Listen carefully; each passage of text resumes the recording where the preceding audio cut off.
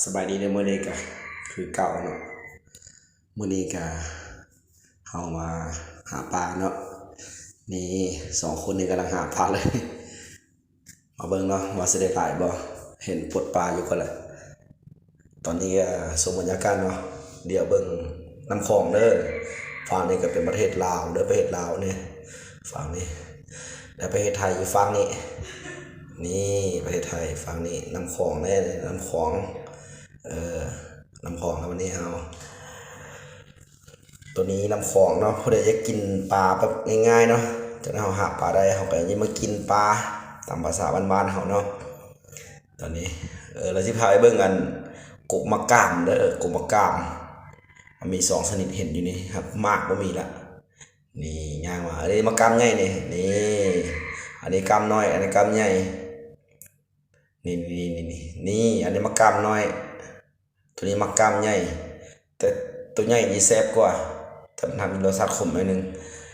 ตัวนี้คักอยู่ได้คันอย่างนี้มันฤดูกาลมันไปแล้วเด้แล้วก็เบิ่งเนาะ2 คนนี่ย่างเบิ่งเขาเนาะ2 คนได้หลายบ่นี่ย่างเบิ่งนี่จะบอกให้ไปย่างเบิ่งพอยก็ย่างไปเปิดมากอ่ะโอ้โธปลาหมางปลาขาวเนาะอันนี้คือผักขมเด้อผักขี้ขมตามหาดเพิ่นก็ยกโปเอาเบิ่งนั้นมีพวกหลังท่านได้ป่านเด้นี่คือได้เบากดเขาเองเนาะตอนนี้สุดหล่อแล้วเด้เขาบอกว่าขอเบิ่งป่าแล้วนี่ว้าวประมาณน้อยมอง2 เซน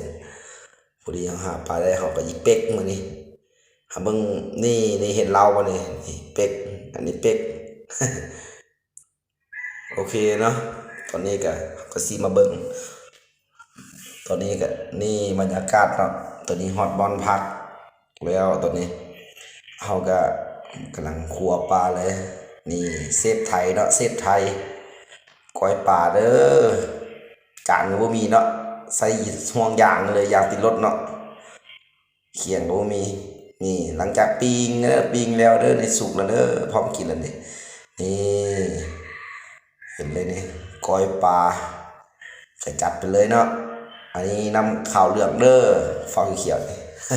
ลูกโดดกะ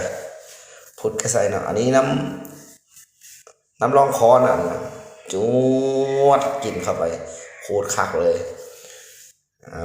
มาวันนี้จิปั่นใหญ่ๆเลยจะคำเนอะจะลองกินมันก่อนโอ้กันไผได้ไปได้มาอย่าลืมเนอะนี่